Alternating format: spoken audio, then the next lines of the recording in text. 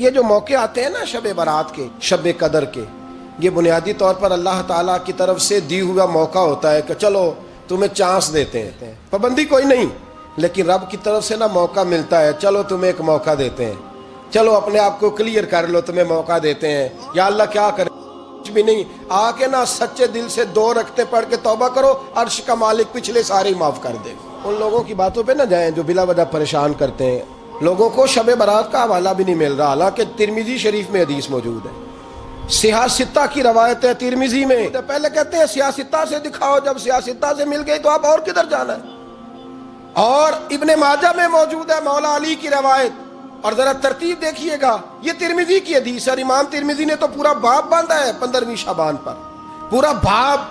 اب تمہاری مرضی ہے اگر تم نئی بات کو سمجھنا چاہتے، لیکن میں نے پہلے بھی کہا تھا، پھر کہتا ہوں، اگر ہمیں کوئی شخص کہتا ہے کہ شب برات کو اٹھ کے نفل نہ پڑھو، تو بھائی نفل ہم نے پڑھنے اللہ کی رضا کے لیے، ہمیں کسی بندے سے ڈگری لینے کی ضرورت نہیں، نہ تو ہمارے اور رب کے درمیان معاذ اللہ کوئی وسیلہ ہے کہ تو کہے گا تو پڑھیں گے، جب دل کرے گا پڑھیں گے، اور جتنے دل کرے گا پڑھیں گے۔ ہم تو نفل کہہ رہے ہیں اس کو، ہم نے کب کہا ہے ضروری ہے جو عشاء پڑھ کے سو جائے فجر تک سویا رہے، ہم اس کو گناہگار نہیں کہہ رہے، لیکن یہ ضرور کہیں گے کہ گولڈن چانس مس کر دیا اس نے چانس مس کیا ہے، یہ تو اللہ کی رحمت کا موقع تھا۔ حضرت سیدہ عائشہ صدیقہ رضی اللہ تعالی عنہ ارشاد فرماتی ہیں کہ شعبان کی 15ویں رات تھی، یعنی شب برات کی رات، فرماتی ہیں شعبان کی 15ویں رات تھی، میں نے اچانک نظر ڈالی تو حضور میرے بستر میں تھے، پھر میری نظر پڑی تو حضور نہیں تھے، میرے دل میں گمان آیا، خیال آیا کہ شاید کسی اور زوجہ کی طرف حضور کا میلان طبع ہو گیا ہو، وہاں تشریف لے گئے ہوں۔ فرماتی میں اٹھی باہر گئی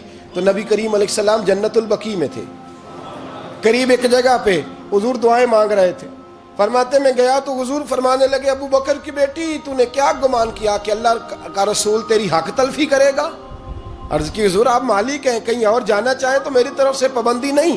کہتی ہے وہاں کھڑے کھڑے میرے رسول کریم نے بیان فرمایا، یہ ترمذی کے لفظ ہیں، حضور نے فرمایا عائشہ یہ شعبان کی 15ویں رات ہے، مدینے میں سب سے زیادہ بکریاں بنو کلب کا قبیلہ پالتا تھا، فرمایا آج کی رات بنو کلب کے قبیلے کی بکریوں کی تعداد کے مطابق اللہ میری امت کے لوگوں کی بخشی فرما دے گا۔ یہ وہ رات ہے۔ جناب عائشہ صدیقہ رضی اللہ تعالیٰ عنہ نے بات رات کو سنی تنہائی میں نبی پاک سے، رات کو تنہائی میں حضور سے سنی، سویرے جناب عائشہ نے کل امت کو بتائی۔ اگر یہ بات اہمیت والی نہ ہوتی تو بی بی صاحبہ آگے روایت کرتی، یہ کتابوں میں آتی، یہ لوگوں کو بتاتی۔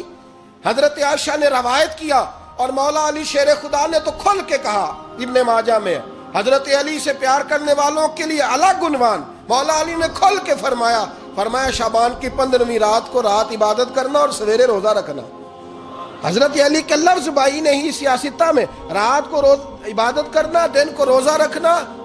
ویسے تو رب کریم ہر روز تہجد کے وقت پہلے آسمان پر نزول اجلال فرماتا ہے اور لوگوں کو فرماتا ہے کوئی بخشش مانگنے والا؟ کیا انداز ہے مولا علی شیر خدا حدیث روایت کرتے، رنگ کیا ہے؟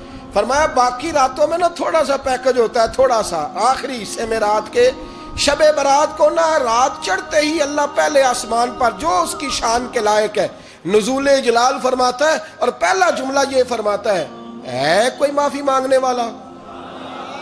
اللہ کرے آپ کو سمجھ آئے، یعنی معافی دینے والا کہہ رہا ہے چلو آؤ ادھر آؤ ذرا معافی مانگو، میں معاف کرنے آیا ہوں، مانگو معافی، ہے کوئی معافی مانگنے والا؟ معاف کر دیں گے۔ اور آپ فرماتے ہیں ہے کوئی رزق مانگنے والا؟ وہ جو بڑی درخواستیں دیتے پھرتے ہیں نا مختلف اداروں میں، وہ ایک درخواست نا شب برات والی رات بھی دے۔ اور میں نہیں کہہ رہا، مولا علی شیر خدا فرما رہے ہیں، اور وہ خود نہیں فرما رہے، وہ نبی پاک کا فرمان نقل کر رہے ہیں، اور وہ رسول اللہ صلی اللہ علیہ وسلم کی بات نہیں بیان کر رہے، وہ کہتے ہیں رب فرماتا ہے کوئی روزی مانگنے والا؟ سارے سیٹھوں نوابوں جاگیرداروں کے پاس جا کے تھک گئے ہو، ایک دن میرے کہنے پر، ایک رات، ایک دیہڑی ذرا شب برات والی لگا کے تو دیکھو۔ تو میرے رسول پاک علیہ السلام نے ہمیں یہ میسج دیا، پیغام دیا، فرمایا اس رات جو اولاد مانگے گا رب اسے بھی عطا فرمائے گا، اس رات جو اللہ سے بخشش مانگے گا اللہ اسے بھی دے گا، اس رات جو رب کریم سے عزت مانگے گا اللہ اسے بھی عطا کرے گا۔ شارحین نے لکھا اس رات جو رب سے پردہ پوشی مانگے گا اللہ اسے پردہ پوشی بھی عطا کرے. جو جنت کا سوالی ہوگا رب اپنے فضل سے عطا فرمائے. کوشش فرمائیں, کوشش فرمائیں.